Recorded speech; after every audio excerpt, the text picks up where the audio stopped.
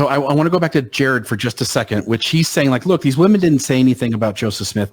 Do you know roughly Warren Jeffs and all of his wives, while he's there in the compound, not after he's arrested and put away, but while he's there, do we have many of those wives coming forward and saying anything? No, in fact, I don't think any of them came forward until after, at least to my knowledge, because I've been well acquainted with some of the women who first left.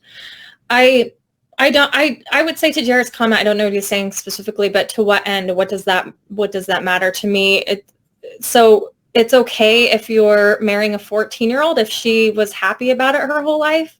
I mean, when her whole life is Mormonism, no, that's not exactly how we do these arguments. When we talk about abuse and things like that, it's complicated when it comes to Mormon polygamy because, like I said, it's institutionalized. But do you think it's okay for a modern polygamous man right now to marry a 14-year-old girl?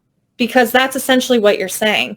And this argument that, times were different back then. Well, times were the same as they are now. People understood that that was too young, which is why most people didn't get married at 14. And those who did, it was kind of a situation where the girl was usually in a vulnerable position. Luckily, now we have more resources for girls, but girls are still trafficked into marriages. So I guess I don't get what the thrust of his argument is to prove that Joseph was a nice guy. We know he was a nice guy. People liked him. He was very nice to a lot of people. That doesn't change the theology that he started. Yeah, he may have been a little nicer than Warren Jeffs from the stories I've read and some of the things that went on. And yet, as you point out, Jeff's wives weren't speaking out either.